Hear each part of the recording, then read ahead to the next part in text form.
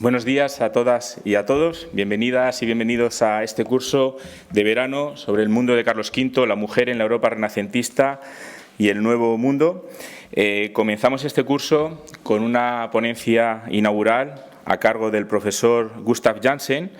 El profesor Gustav Jansen es doctor en Filosofía y Letras de Historia Moderna, archivero honorario del Archivo Real del Palacio Real de Bruselas y profesor emérito de la KU Leuven, y sus publicaciones tratan sobre todo de la historia política de los Países Bajos en el siglo XVI y de la historia política de Bélgica, de su monarquía durante los siglos XIX y XX, además de temas archivísticos. Es miembro de la Real Comisión de Historia de Bélgica y si algo me honra dentro de su currículum decir es que es además sillón Erasmo y miembro de la Academia Europea e Iberoamericana de Yuste. Lleva participando ya en varios cursos de verano relacionados con la figura de Carlos V y quiero agradecerle una vez más al profesor Gustav Jansen que nos acompañe, que haya venido desde Bélgica para estar con nosotros y ilustrarnos sobre el tema que ha elegido para su ponencia, que se titula Despedirse de Nuestra Señora, los funerales solemnes de Juana de Castilla y de María de Hungría celebrados en Bruselas. Profesor Gustav Jansen, la audiencia es toda suya y tiene 45 minutos. Muchas gracias. Buenos días a todas y a todos. Gracias, Miguel Ángel, por sus palabras muy amables y cariñosas. Quiero, en primer lugar, agradecer a los organizadores de este curso por la invitación de colaborar con ellos aquí con una ponencia sobre las exequias de dos mujeres muy cercanas de Carlos V. Estar aquí, en Yuste, siempre es un verdadero placer y un gran honor para mí. Es volver a casa. Gracias. Las exequias de los príncipes de la Baja Edad Media y en la Edad Moderna eran la oportunidad perfecta para transmitir las grandes hazañas, las virtudes y la fama de los difuntos a su sucesor u sucesora. Y en las áreas donde el difunto había reinado. Tales ceremonias fúnebres eran, al igual a los matrimonios y a las felices entradas de príncipes, expresiones del llamado estado teatral, un concepto derivado de la antropología que fue lanzado por los profesores flamencos Wim Blokmans y Walter Prevenir y que inspiró a la investigación de muchos historiadores. Una ceremonia fúnebre real duraba 2 días. En el primer día se realizaba una vigilia a última hora de la tarde o durante las primeras horas de la noche. La ceremonia continuaba al día siguiente.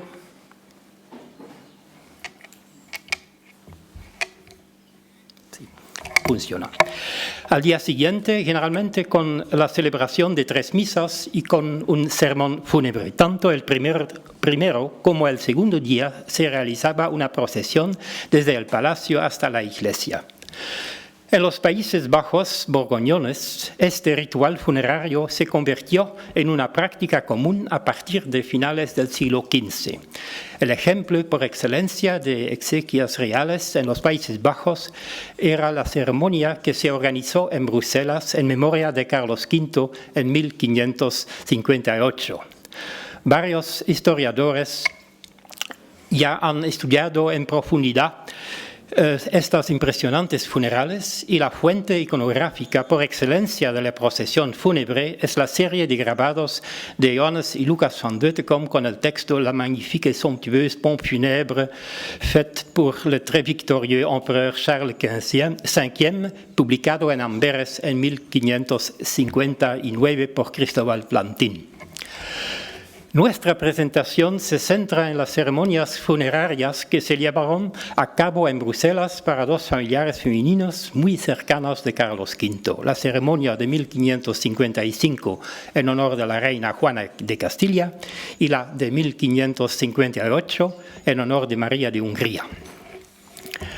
La reina Juana de Castilla murió el el 12 de abril de 1555 en el Palacio Real de Tordesillas. La ceremonia fúnebre tuvo lugar 3 días después en la iglesia del cercano monasterio de Santa Clara y en 1564 sus restos fueron trasladados a la Capilla Real de Granada, donde fue enterrada junto a su esposo Felipe el Hermoso. Después de la muerte de la reina Juana, se organizaron ceremonias en varias ciudades del reino. Ese fue el caso de Valladolid, Barcelona, Sevilla, Burgos, Teruel, Zaragoza y Bruselas. Allí, el 15 y el 16 de septiembre de 1555 se celebró las exequias de la reina. Su hijo, el archiduque Carlos de Habsburgo, era el heredero de los duques de Borgoña y señor de los territorios borgoñeses de los Países Bajos. En 1518 se proclamó rey de Castilla, siendo Juana reina de jure hasta su muerte. De hecho, era Carlos quien gobernaba. La ceremonia fúnebre en honor de la reina Juana en Bruselas tuvo lugar en la iglesia de Santa Gúdula, la iglesia principal de la ciudad. En la misma iglesia donde se organizaron los servicios fúnebres para sus padres, la reina Isabel de Castilla y Fernando de Aragón. Al final del servicio fúnebre para el rey Fernando, Carlos de Habsburgo se había manifestado en esta iglesia como sucesor de su abuelo. A finales de 1554, principios de 55, Carlos decidió retirarse de la vida pública. Desde el verano de 1553 ya no vivía en el Palacio del Coudenberg en Bruselas, sino en una casita situada al borde del parque de su palacio. Durante mucho tiempo la historiografía solo reconocía a Juana como Juana la Loca, la viuda loca que no quiso ceder el cadáver de su esposo, que fue declarada incapaz, que no estaba en condiciones de gobernar y que finalmente murió en reclusión en el Palacio Real de Tordesillas. El periodo de su reinado estuvo a la sombra de sus padres y de su hijo Carlos. Su vida inspiró a muchos artistas románticos. En España fueron varios historiadores los que prestaron la debida atención. Tanto en Bélgica como en los Países Bajos, ella seguía siendo una figura histórica al margen. Pero hay que decir que el incansable Louis Prosper Gachard, el archivero belga que en 1843 fue el primer investigador extranjero que ha podido trabajar en el Archivo General de Simancas, ha dedicado a Juana varios estudios. Sin embargo, la historiografía reciente ha corregido la imagen tradicional de la llamada reina invisible. Con la antigua imagen de la reina loca en el mente, se puede imaginar la sorpresa de un historiador francés de Arras, quien en 1856 conoció la existencia de un manuscrito conservado en una colección privada que contiene la descripción de las ceremonias funerarias reales organizadas en Bruselas en 1555 para la reina Juana. Además de esta descripción en francés, también tenemos una versión en neerlandés en una crónica llamada Nieuwe Chronieke van Brabant de Gijsbrecht Merckx y que en 1565 fue impreso en Amberes.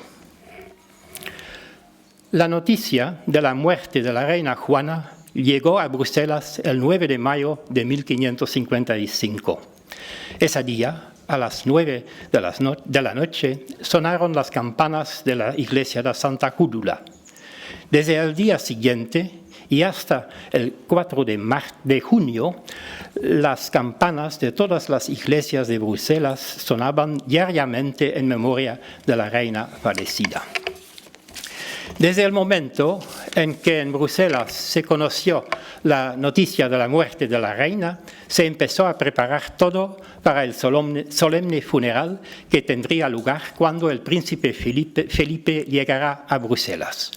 En ese momento, Felipe estaba en Inglaterra. Se casó allí en 1554 con la reina de Inglaterra, María Tudor, la hija del rey Enrique VIII y de Catalina de Aragón. A principios de mayo de 1555, él también se enteró de la noticia de la muerte de la reina Juana, su abuela. Finalmente, el 17 y 18 de junio de 1555 se celebró el funeral de la reina Juana en la Catedral de San Pablo de Londres. Además de un hecho protocolario, también era un evento familiar. Catalina de Aragón, madre de María y esposa de Felipe, era la hermana de la reina Juana. Carlos V, no estuvo presente en el funeral de su madre, que se ha hecho en Bruselas. Y la razón de su ausencia no está de todo clara. Se sabe que en el invierno de 54-56 el emperador sufría de fuertes ataques de gota y le costaba mucho caminar. Quizás quiso premiar también a su hijo y sucesor Felipe con el lugar más destacado en la ceremonia. El 25 de mayo, el emperador asistió bien a una sencilla celebración conmemorativa de su madre. El 8 de septiembre, el príncipe Felipe llegó a Bruselas e inmediatamente visitó a su padre. Por fin podían comenzar los preparativos para el funeral de la reina. Durante las siguientes semanas, el emperador preparó su abdicación y firmó un documento que declaraba que entregaría sus posesiones en los Países Bajos a su hijo Felipe. La abdicación se celebraría el 25 de octubre del mismo año de 1555. Como ya he señalado, una procesión funeraria era un elemento fijo en el ritual. En Bruselas, la procesión partió del palacio hacia la iglesia principal.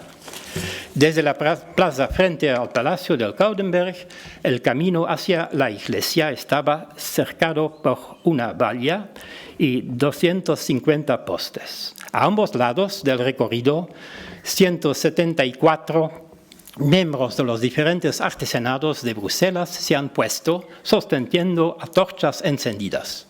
En cada una de las antorchas se había fijado el escudo de armas de la reina. La primera ceremonia se celebró el lunes 15 de septiembre por la tarde. El clero se reunió en la iglesia de Santa Júdula. Allí también se reunieron los alumnos de la escuela de la catedral y de la iglesia se guiaron en procesión hacia el palacio, junto con los frailes franciscanos, los padres dominicos y los miembros de todos los demás monasterios de Bruselas. Le seguía el clero parroquial de Bruselas, junto con los cánones y el decano de la Santa Júdula. Por último, llegaron los cantantes de la capilla de la corte, los prelados y los obispos. Desde el palacio, toda la procesión recorrió el camino marcado. Los clérigos ordinarios y los cantantes en cabeza, seguidos por los abades, los prelados y los obispos, siendo el último el arzobispo de Cambrai y junto a él los abades de la abadía del Parque de Évry-le-Loaina y de la abadía de Marchiennes. Detrás del alto clero se encontraban los miembros del Ayuntamiento de Bruselas. Detrás de ellos, los miembros del personal de la corte y un grupo de 200 hombres pobres vestidos de luto. Cada uno de ellos llevaba en sus manos una antorcha con los escudos de armas de España. Siguiendo a este grupo se encontraban los miembros de la Cámara de Cuentas y los miembros del Consejo de Finanzas.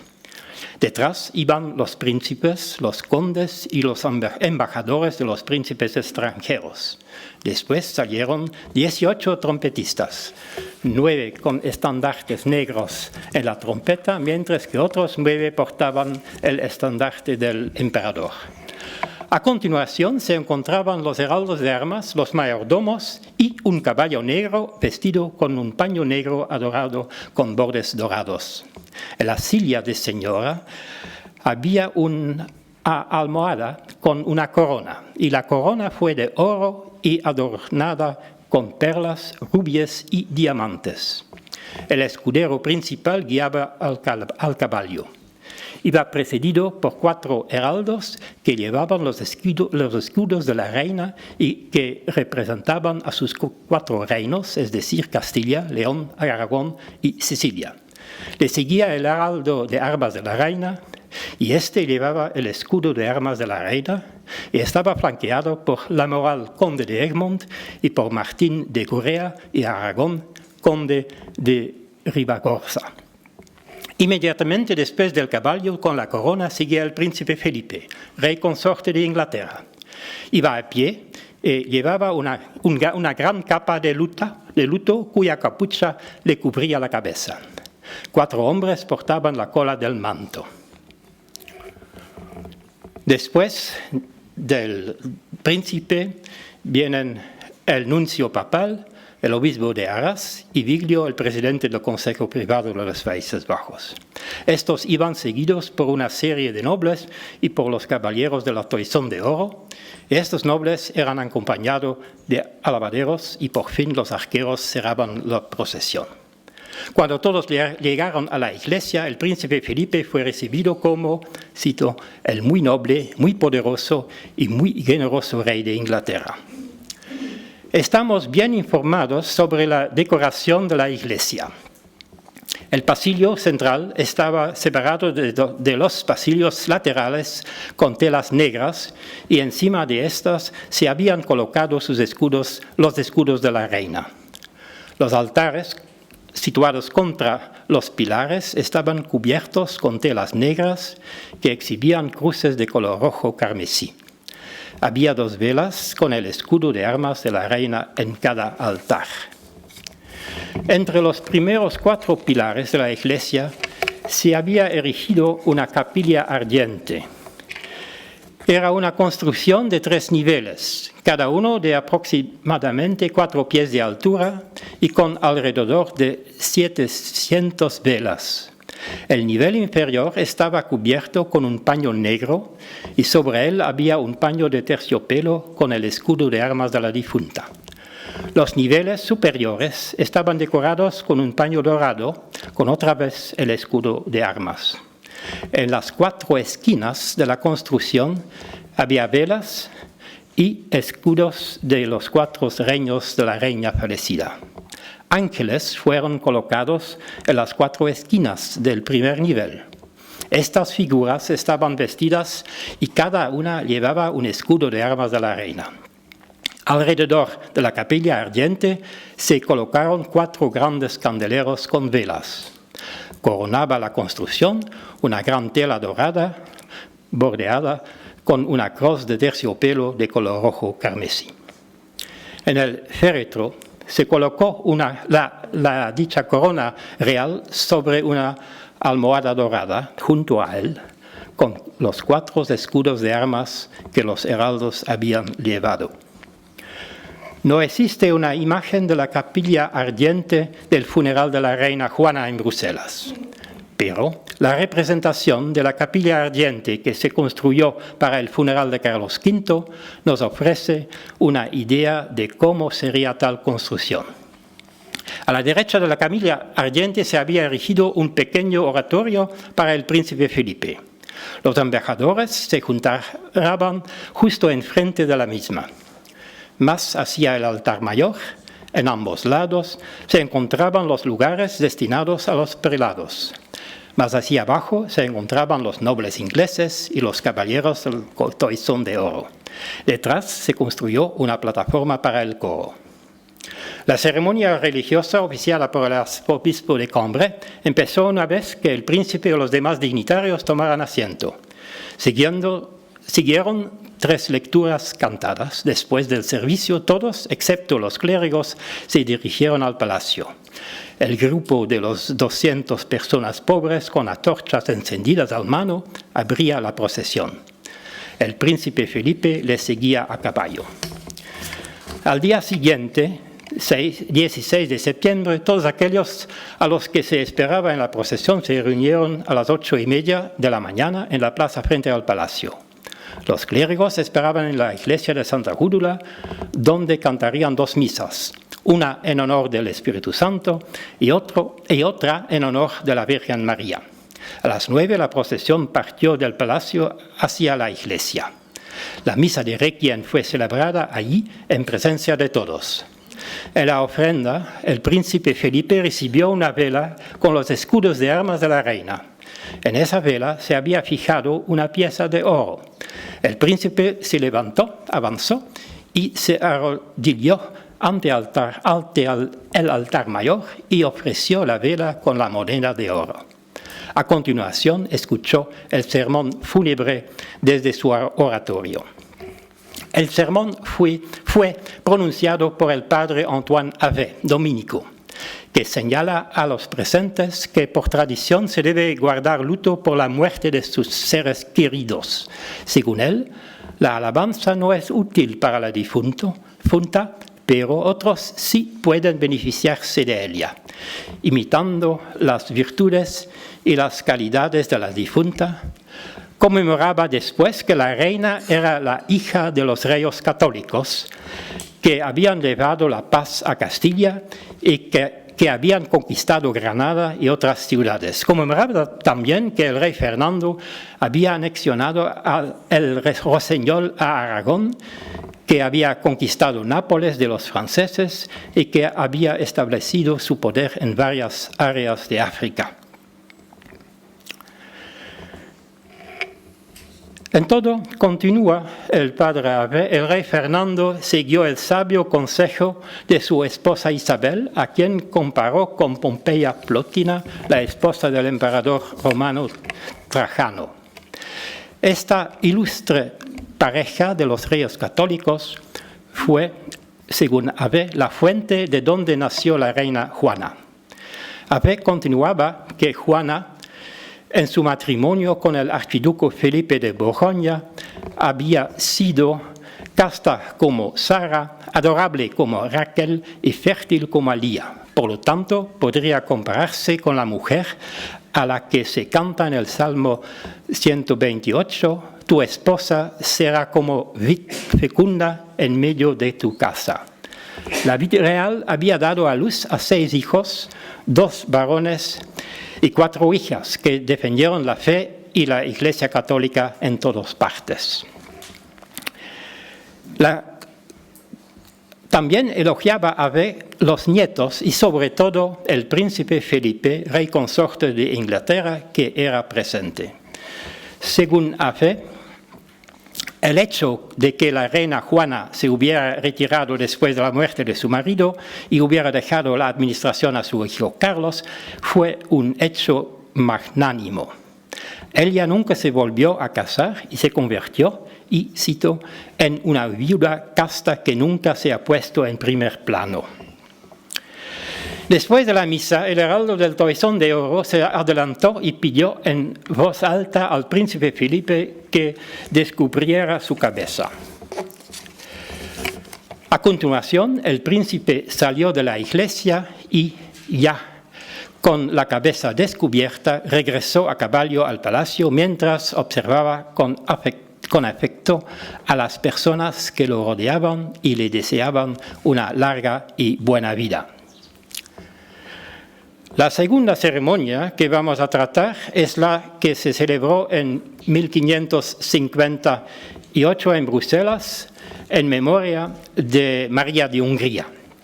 María nació en Bruselas en 1505, era la quinta de sus hermanos y la tercera hija de Felipe el Hermoso y de Juana de Castilla. Creció en Malinas con su hermano mayor Carlos bajo el cuidado de su tía Margarita de Austria. María se casó con el rey Luis II de Hungría, que murió ya en 1526 en la batalla de Mohacs. Después de la muerte de su esposo, María gobernaría Hungría como regenta. Y en 1531, un año después de la muerte de su tía Margarita, Carlos V nombró a su hermana gobernadora de los Países Bajos. Dejó el cargo en 1555, al mismo tiempo que su hermano Carlos abdicó. Se dejó los Países Bajos con Carlos V y murió el 18 de octubre de 1558 en Cigales, en España, en la provincia de Valladolid. María de Hungría se instaló como gobernadora en el Palacio de los Duques de Brabante, en el Koudenberg de Bruselas, y convirtió a Bruselas en el centro administrativo y artístico de los Países Bajos. La época de la regencia de María subieron ya tensiones entre ella y varios gobernadores nobles de diferentes regiones, los llamados estadúderes o stadhouders en neerlandés. Estos conflictos estaban relacionados con su injerencia en el nombramiento de los miembros del gobierno de las ciudades.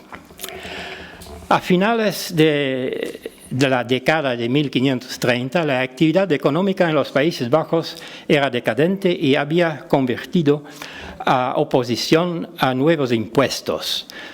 Y la rebelión de Gante es muy famosa. Aquí vemos en la pantalla una representación de la humillación del Consejo de Regente de Gante ante Carlos V en 1540. Durante la regencia de María de Hungría, la actividad de los protestantes aumentó sin cesar. Y en parte por esta razón, en enero de 1554 se emitió una ordenanza que establecía que, y cito, solo serían admitidos en las administraciones públicas y judiciales aquellos que fueran católicos y tuvieran buena reputación. Fin de la cita. Mientras tanto, también se hicieron esfuerzos para mejorar la educación religiosa de la población. La reforma católica en los Países Bajos no es el tema de esta ponencia, pero sí quiero citar el catecismo del jesuita Pedro Canicio, en la portada de la primera versión en neerlandés publicada en 1558, queda claro que la publicación se realizó por petición del príncipe heredero Felipe y de Fernando, hermano de Carlos V. He dicho que Bruselas fue un centro artístico. Muy famosos eran los tapices de Bruselas, como esta en conmemoración de la batalla de Pavía, y también la serie de la cacería de Carlos V, ambos bajo el modelo de pinturas de Barends van Orle. Y después de esta breve introducción, no sorprendería a nadie la existencia de una extensa literatura científica sobre María de Hungría. Las exequias de María de Hungría en Bruselas no se han desarrollado en la iglesia de Santa Gudula, sino en la capilla del Palacio del Koudenberg. Tampoco se celebró ninguna procesión. No tenemos información sobre la ceremonia y tampoco se sabe nada sobre la decoración de la capilla para el servicio funerario. Sí sabemos, por las palabras del saludo expresado por François Richardot al comienzo de su sermón, que el rey Felipe II asistió al servicio. Richardot, obispo auxiliar de Arras, fue un renombrado predicador.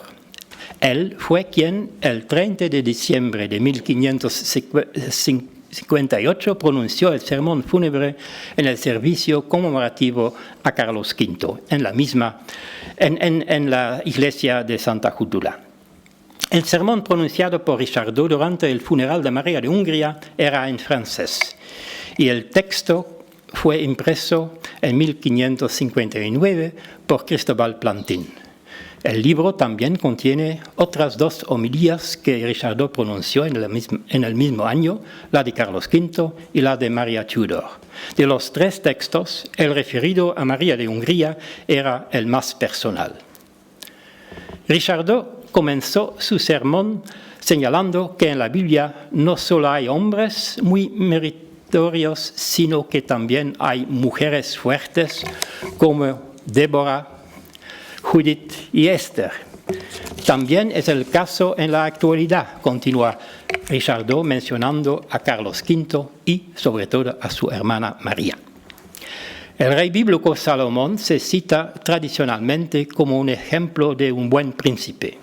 Richardot también lo menciona en su sermón. Menciona que Salomón hizo construir en Jerusalén 3 casas, una para su esposa, una para la administración y una para Dios. Sobre la base de este hecho, Richardot considera a continuación a María de Hungría como mujer, como regente y como creyente. De niña, según Richardot, María era una criatura muy virtuosa, una mujer que, como la Lucrecia de la antigüedad romana, tejía e hilaba mientras otras se divertían.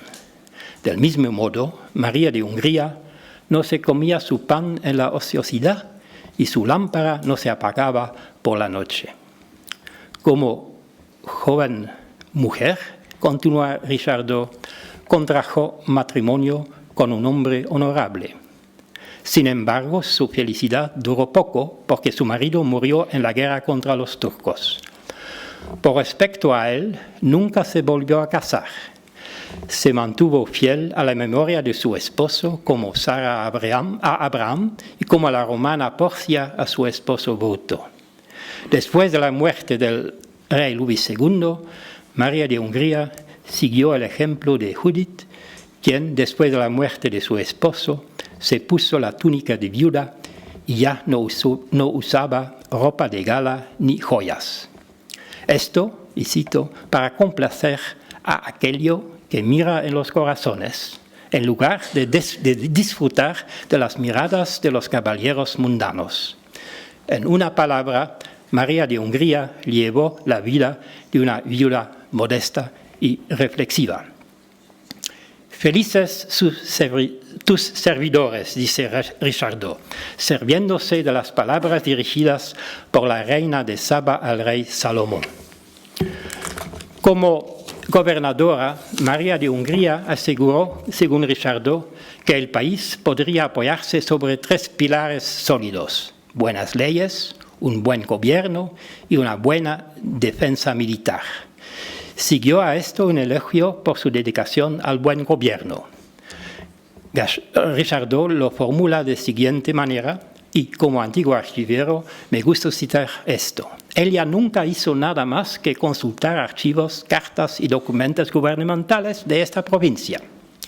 De esta manera, la gobernadora estaba al tanto de todo y, como Judith, podía asesorar a los responsables del país. Según Richardot, ella era la consejera de su consejo. Además, se aseguró de que solo personas justas fueran designadas para funciones administrativas y judiciales, porque, dice Richardot, la justicia divina se refleja en los jueces y en los gobernadores. Queda claro que María de Hungría no era una amazona de la mitología griega que fue a la guerra con el arco y la espada, pero, según Richardot, sí se encargó de que el país pudiera defenderse para que los enemigos vieran que los Países Bajos no eran un cuerpo sin alma. Richardot comenta que María no llevaba ropa de hombre, pero que tenía un corazón masculino y una virtud masculina como Débora, que para los israelitas fue a la vez juez, gobernante y capitana del ejército. Richardot señala que la difunta siempre había apoyado la literatura, las bellas artes y las ciencias. También recuerda cómo, durante la ceremonia en la que Carlos V renunció al poder, ella, por su lado, pidió disculpas a sus súbditos por posibles deficiencias en el desempeño de sus funciones de gobernadora. Con respecto a la religión, según Richardot, María de Hungría aseguró, y cito, que las lámparas de la doctrina no se apagaron, que las oraciones no se detuvieron y que el sacrificio de Cristo, o es decir, la Eucaristía, podía continuar. Richardot concluye esta parte del sermón afirmando que la difunta era piadosa, justa con sus súbditos y honesta consigo misma. Por eso Richardot le incluye en la galería de las grandes heroínas, según él. María de Hungría merece un lugar entre aquellos que se llaman Isa en hebreo, Andris en griego, y Virago en latín, lo que significa en castellano una mujer valiente. Por último, Richardot dice creer que María de Hungría ha ido directamente al cielo como el humo de las ofrendas de Abraham, Isaac y Jacobo. A continuación, le pidió a Dios que si se debía lavar algo para la purificación general del alma de la difunta, Él, es decir, Dios, lavará esta mancha en su lavabo de la misericordia en lugar de con el fuego de su severidad.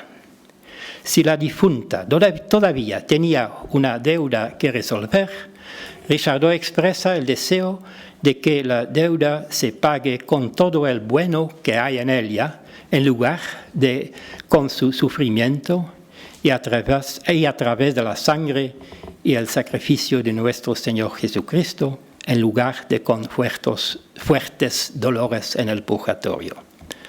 Por último, Richardot anima a los presentes a cuidarlo con todas sus oraciones, que la princesa difunta lo antes posible sea coronada en el mejor de todos los reinos. Vamos a concluir. Ambos servicios fúnebres se sitúan en la tradición de los funerales de príncipes, ya que así se han celebrado en los Países Bajos desde el siglo XV. La distinción entre personas reales regentes y no regentes se expresaba claramente en el escenario de las ceremonias y en la elección de la ubicación de los servicios. En su homilía, Ave elogiaba especialmente la difunta por su modestia y por su vida de viuda casta. Así puede obtener la vida eterna, siendo más grande de lo que nunca fue. No hablaba de enfermedades ni de problemas políticos, ni de tensiones con su hijo Carlos. En la homilía de François Richardot ya se encuentran referencias al papel político y cultural de María de Hungría, pero no tiene mucho sentido comprobar si la imagen que Ave o Richardot esbozaron de la reina Juana o de la María de Hungría coincide con la realidad histórica. Una homilía no es una biografía histórica y un predicador de púlpito es en primer lugar un predicador religioso. Un sermón fúnebre no solo es un panegírico de los difuntos, también tiene que ser un reflejo para los presentes. En el caso de que esté presente un monarca o un futuro monarca, la homilía contiene elementos de un espejo de príncipe. Tanto el sermón de Antoine Ave como el de Richardot se refieren al purgatorio y añaden que es necesario rezar por las almas de los difuntos. En una época de discusiones con los protestantes, este pudo haber sido un final catequético deliberado por sus homilías. Ambos servicios funerarios eran servicios en memoria de una mujer. En sus homilías, tanto Ave como Richardot destacaron la virtud, la viudez y la modestia de las princesas. Eran mujeres fuertes, como han sido las grandes mujeres del Antiguo Testamento. De vez en cuando también se hacía una referencia a una mujer ejemplar de la antigüedad romana. Richardot extrae sus citas principalmente del libro de los Reyes, de los Salmos y del capítulo final del libro de los Proverbios, que trata de la mujer fuerte. En el caso de Ave también se hace una referencia a un pasaje del Nuevo Testamento donde parafrase al versículo de Lucas donde Jesús dice: cuando te invitan, ponte en el último lugar, de modo que cuando llegue el que te invito te diga: amigo, acércate más. La figura de la viuda cristiana es central en ambas homilías. El tema fue muy popular en el siglo XVI y no podemos olvidar que Erasmo de Rotterdam dedicó su tratado sobre la viuda cristiana a María de Hungría. El sermón de Richardot alude más a los eventos de la vida de la difunta que el de Ave. En el de Richardot se reflejan claramente las ideas sobre un buen gobierno. Richardot pronunció su homilía en el momento en el que Felipe II empezó su gobierno y después de las exequias de Carlos V, el funeral de María de Hungría, era otra oportunidad para que Richardot pronunciara un espejo de príncipe para el nuevo rey. Las exequias de la reina Juana en Bruselas se celebraron poco antes de la abdicación de Carlos V. Y esta coincidencia me parece interesante. De hecho, Carlos ya había sucedido a su madre, por lo tanto no pudo figurar como sucesor en la ceremonia. Su hijo Felipe, sin embargo, estaba preparado para seguir los pasos de su abuela y en la ceremonia el príncipe actuó en calidad de heredero y sucesor. En 1559, el rey Felipe II salió de los Países Bajos por España. Desde 1065, las tensiones políticas con la autoridad real, que iba evolucionando hacia el absolutismo, las rivalidades internas y las contradicciones religiosas causaron una guerra civil en los Países Bajos.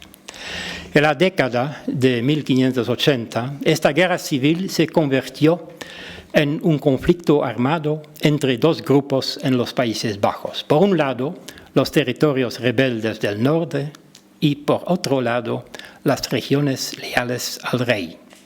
Así surgieron los dos estados neerlandeses.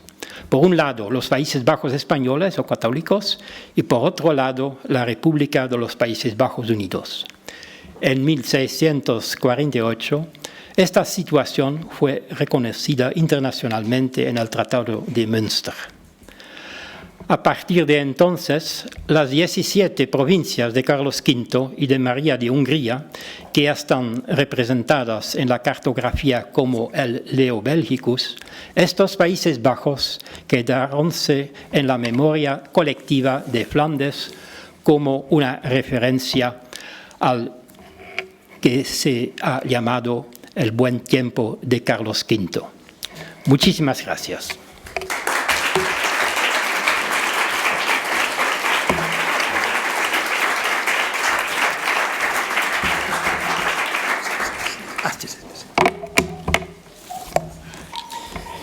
Muchísimas gracias, profesor Janssens, por esta ilustrada intervención que pone de alguna manera también de manifiesto, yo diría, o el análisis que me permito hacer, ese carácter al final humano, más allá de si eres hombre o mujer. Si bien en varios de los comentarios que ha realizado se mencionaba el tener corazón de hombre o el ser una persona fuerte como un hombre, pero al final lo que se valoraba era el trabajo, la calidad como regente, como gobernadoras que habían sido. Entonces, de alguna manera se ponía en manifiesto más esas calidades o cualidades humanas o capacidades que lo que tuviese que ser, tiene que ver con ser de un sexo o de otro, en términos muy generales. Pero bueno, para comentar y para valorar esta intervención tenemos con nosotros a Lucía Tena Morillo, que es doctoranda en Filología Hispánica por la Universidad de Extremadura. Lucía, muchas gracias por acceder a estar aquí como comentarista y tienes 5 minutos, te dejamos el micro para que comentes la intervención y lances la primera pregunta. De acuerdo. Bueno, muchísimas gracias en primer lugar al profesor Janssens. Yo creo que a todos nos ha interesado bastante porque al menos para mí era bastante desconocida el ritual, la ceremonia, las exequias. Era un tema que no he estudiado mucho. Bueno, tampoco soy de historia, soy de filología, pero me ha parecido muy interesante y creo que a mis compañeros también. Y lo que me gustaría subrayar, bueno, ha sido un recorrido muy claro, muy preciso, tanto de las exequias de Juana de Castilla como a María de Hungría, y creo que casi se podría establecer como, a grandes rasgos, una especie de paradoja, ¿verdad? Porque usted dice, Juana era Juana la Loca, hasta ese momento estaba al margen, era una figura histórica, y de hecho, si nos vamos a los libros de textos más recientes, académicos, de los niveles más básicos, sigue resumiéndose como Juana la Loca, y hasta bachillerato casi que no se estudia en profundidad. Y en cambio tenemos a María de Hungría, que fue una figura también importante, pero incluso relevante a nivel político, muchísimo, con muchísimo potencial, y tenemos menos información de sus exequias. No sé esa paradoja por qué se establece. Y bueno, tenemos los puntos en común que todos damos por hecho, ¿no? El hecho de que sean mujeres, que sea esa fidelidad que guardan a sus maridos, el punto en común que todos reseñan como algo positivo, da mucho que pensar.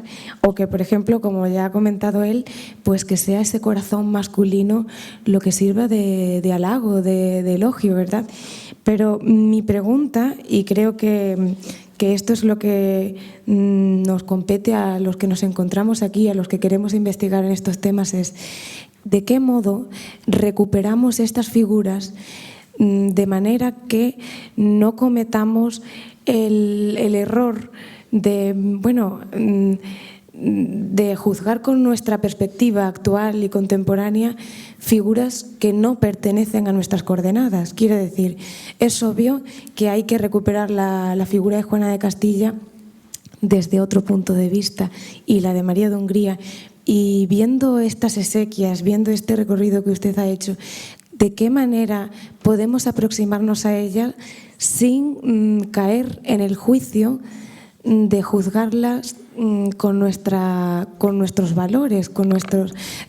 hablaré, creo, en la mesa redonda de Sor Juana Inés de la Cruz, y creo que es el mismo planteamiento, el mismo vértigo, porque a veces cometemos el error de acercarnos a esas figuras pues teniendo en cuenta nuestro pensamiento y no las coordenadas de su tiempo.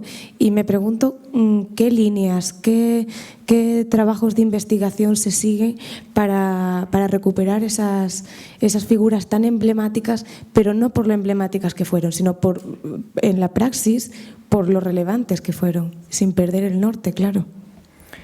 Muchísimas gracias, Lucía. Pues podemos comenzar con esta pregunta, y los que queráis intervenir posteriormente podéis ir levantando las manos y así vamos tomando nota de las personas que quieren hablar.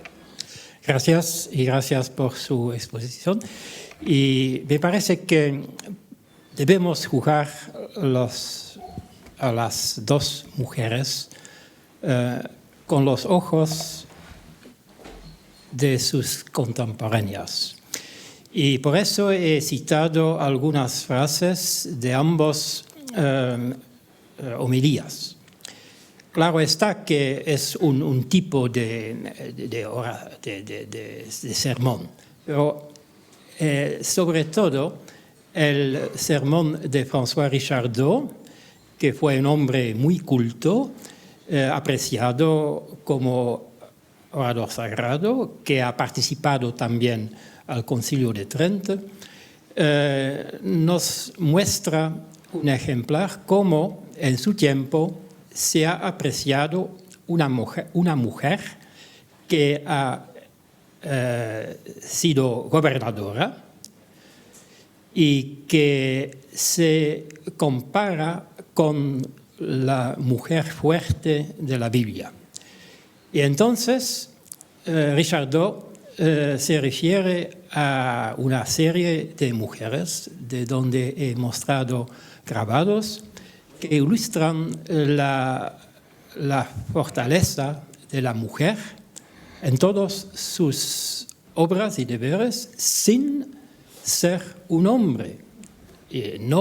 María de Hungría no fue una amazona, pero también fue una mujer fuerte que fue consejera de sus consejeros, ha dicho Richardot. Es un caso. Por otro lado, se ha mencionado la figura de Juana de Castilla, la llamada Reina Invisible. Puede citar un estudio que data de 2018 en inglés de Gillian Fleming, que es una monografía muy interesante. Y también un artículo del antiguo archivero, el antiguo director de Simancas, su nombre no recuerdo su nombre, pero es un hombre que se ha jubilado el año pasado, que ha dedicado a Juana también un artículo sobre su reino, su época de reina invisible, sobre todo basado en textos que se conservan en Simancas. Por María de Hungría hay trabajos muy recientes en neerlandés, pero también en español. No puedo citar de memoria, pero tengo las referencias en casa. Es importante, me parece, de ver esas dos mujeres en su tiempo, y cuando se compara las dos homilías, se puede ver que en la primera se refiere sobre todo a sus padres. Sí. Y es normal que la reina fue considerado al lado del reino de sus padres y de su hijo también. Por lo tanto, como Juana fue señora de los Países Bajos, se han hecho funerales como de una reina, verdadera reina en Bruselas, en la iglesia más importante de la ciudad, en la Santa Júdula. Como María de Hungría, que fue una gobernadora muy importante para los Países Bajos entre los años 1531 y la abdicación de Carlos V y su abdicación también en 1555, no fue señora de los Países Bajos, y entonces la ceremonia se ha hecho en la capilla del palacio, pero con un predicador muy importante y más importante que el predicador al servicio funerario de la reina Juana. Es el mismo que ha hecho el sermón a las exequias del emperador Carlos, y es importante. Digamos que con el micro. Digamos que esa paradoja es simplemente una cuestión de tradición. De tradición. Exacto. Y de nombre y de... De tradición y de protocolo borgoñón. Sí. Muchísimas gracias. Intervenciones por parte del público. Me han pedido por aquí adelante la palabra. Gloria. Sí, le dejamos el micrófono. Te presentas para que la gente sepa quién eres, aunque luego intervendrás más tarde, pero así ya te vamos conociendo. Bueno, buenos días a todos y a todas. Soy Gloria Franco y vengo de la Universidad Complutense de Madrid y trabajo fundamentalmente en historia de las mujeres. Entonces, por eso me ha parecido interesante poder contestar a la pregunta que ha lanzado ella sobre ese problema que podemos tener de intentar situar en nuestras coordenadas a las mujeres que estudiemos de épocas pasadas. Bueno, yo creo que ese es un reto que se hizo en la historia de las mujeres desde que comenzó su andadura, y yo creo que lo importante, que incluso también lo es para todos los historiadores, es contextualizar. Si no perdemos el contexto, podemos perfectamente entenderlo. Entonces, desde la historia de las mujeres, lo que estamos intentando hacer es una genealogía de toda esa serie de ellas que fueron sembrando semillas a lo largo de la historia, y que gracias a su manera de ser, de actuar, de escribir, de pensar, estamos hoy aquí. Porque si ellas no hubieran hecho lo que pudieron en su época, hoy estaríamos como ellas estuvieron. Entonces, de estas dos mujeres, yo hablaré de María de Hungría, no voy a hablar de la reina Juana, pero sí te voy a decir que en el año 2001 salió una interesante biografía que escribió Bethany Aram, que es profesora de la Pablo de la Vide en Sevilla, que se tituló La reina Juana, gobierno, piedad y dinastía. Y fue muy importante porque precisamente, además con una labor de archivo fundamental, le dio un giro, y desde luego nosotras nunca hablamos de Juana la Loca. Yo además es que salto cada vez que lo oigo. Es Juana I, era reina, fue una víctima de sus padres y de su marido y de su hijo. Pero parece, y desde luego hoy es lo que se piensa, que ella no estuvo tan interesada en reinar como en una espiritualidad que ella había conocido, sobre todo cuando había estado en los Países Bajos, que era la devotio moderna, y que era una espiritualidad mucho más íntima, más interiorizada, que, digamos, las manifestaciones a los que el catolicismo estaba acostumbrado. Entonces, parece que ella, además, como tenía un alto...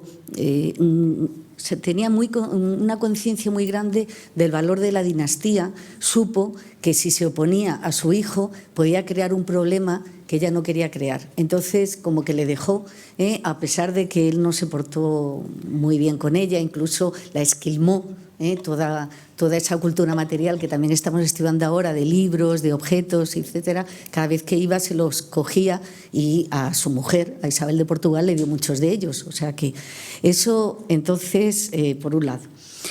Por otro, como también has hablado de las viudas, claro, el estado de viudedad en una mujer en el antiguo régimen es que era muy favorable, porque las mujeres cuando se casaban quedaban, su posición jurídica era de eterna menor, estaba sometida a la voluntad marital, a la autoridad marital, con lo cual cuando era viuda recuperaba su plena capacidad jurídica, y hoy sabemos que la viudedad en muchas mujeres fue un instrumento para su libertad. Entonces, en este caso, ¿hasta qué punto no nos podríamos preguntar si María de Hungría no quiso casarse nunca porque, desde luego, el destino que tuvo, en perspectiva, le gustaba bastante más que ser la mujer de? Entonces, con esto lo que tenemos que poner en valor es que ella, si se hubiera querido casar, lo hubiera podido hacer. ¿Por qué no lo hizo? Pues posiblemente porque toda su vida lo que nos da es que ella estuvo al mando, ella fue una mujer poderosa y le gustaba tener poder.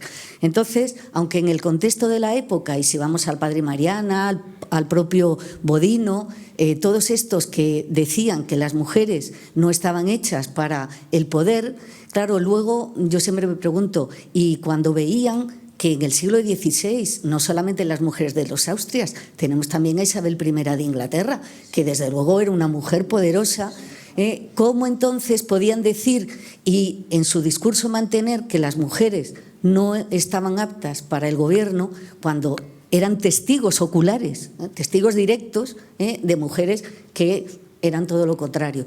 Entonces, eso es lo que tenemos que ir viendo, y viendo lo que pensaban los contemporáneos, viendo lo que nosotros podemos interpretar desde nuestra posición actual, y siendo además herederas de toda una línea de investigación historiográfica que ha dado muchísimos frutos, que es la historia de las mujeres.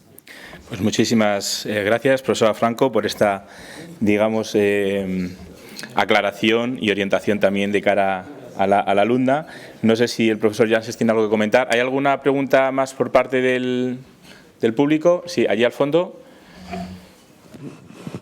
Y luego, si quiere, puede comentar esto. Sí, un pequeño comentario. De verdad que una viuda, por ejemplo, de un mercader, puede continuar la acción, las actividades de su marido, independiente, con la plena capacidad de accionar el empleo de su marido. Y es una oportunidad para una viuda. Sí, ¿te presentas, por favor? Sí. ¿Te levantas para que se te vea bien? Porque como estás un poco atrás, te tiene que coger la cámara. Sí. Hola. Yo soy Elena Manchado, soy de la universidad, estudiante de máster de la Universidad Complutense de Madrid. Y bueno, me gustaría felicitar al profesor Janssen por su ponencia. Me ha resultado muy interesante, la he disfrutado mucho. Y mi pregunta, bueno, para empezar, creo que en la ponencia hemos visto muy bien cómo las acciones de estas mujeres durante su vida, sus acciones políticas, eran recogidas y reflejadas en los sermones panegíricos a través de estos modelos, espejo de príncipes, pero también modelos adaptados a las mujeres, ¿no? La viuda casta, la viuda humilde que se retira y deja a su hijo, pero también la mecena de las artes, e incluso la defensora del imperio. Siempre conectados con estos modelos bíblicos. Y me gustaría saber si esto es en Bruselas, pero si al celebrarse distintos funerales a lo largo de toda la geografía del imperio, si estas mujeres, dependiendo de la región, si conoce usted, si podían ser leídas de otra forma, dependiendo de la región, si en otros sermones o funerales, descripciones de funerales, se ve otro tipo de lectura de las acciones de estas mujeres. Esa era mi pregunta. Muchas gracias. Es una pregunta muy, muy interesante. Ojalá no he estudiado las otras ceremonias, pero me parece que existen también textos de estas homilías y se debe comparar todo en el conjunto del cristianismo de la época, es decir, del humanismo cristiano, y también con la situación de la mujer fuerte, que fue una mujer que o no casada o era viuda. Pero no puedo contestar a su pregunta si en otros lugares, como por ejemplo en los servicios fúnebres por Juana, la reina Juana, se ha hecho un similar discurso, no lo sé.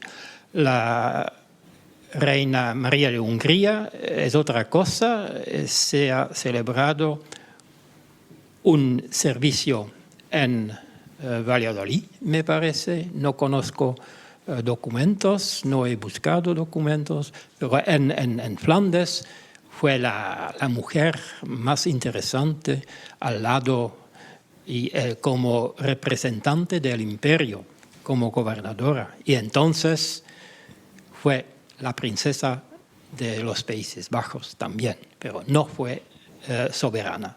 Y eso explica la diferencia de la ceremonia. Sí, muchísimas gracias, profesor Janssens. Bueno, sin duda este puede ser lugar también, o sea, motivo también para un estudio más profundo, ¿no?, en esa comparativa entre los funerales de estas personas en diferentes lugares, no solamente a nivel, en estos casos concretos, sino también de otros reyes y príncipes de la época. Bueno, como veo que es ¿Veo otra intervención por aquí? Sí, venga, pues todavía tenemos 5 minutos. Luego recuperamos en el café un poco el tiempo. Aquí adelante. Buenos días a todos y a todas. Soy Marion Reder, de la Universidad de Málaga. Yo sí que he trabajado también sobre otros panegíricos, sermones panegíricos con motivo de la muerte, por ejemplo, de Mariana de Austria o María Luisa de Orleans, y hay como un patrón en donde todos los oradores de estos sermones pues hacen referencia a todas las mujeres fuertes de la Biblia.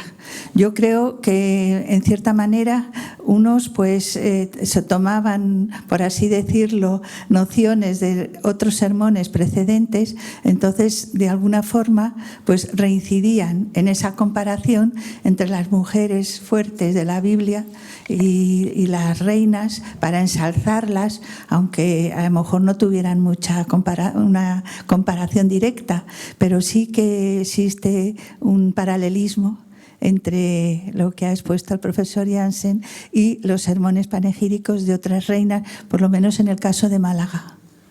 En otros me imagino que también, pero es como un prototipo, podríamos decir, un modelo en el que se inspiran pues, los que en ese momento son escogidos para pronunciar los sermones funerarios.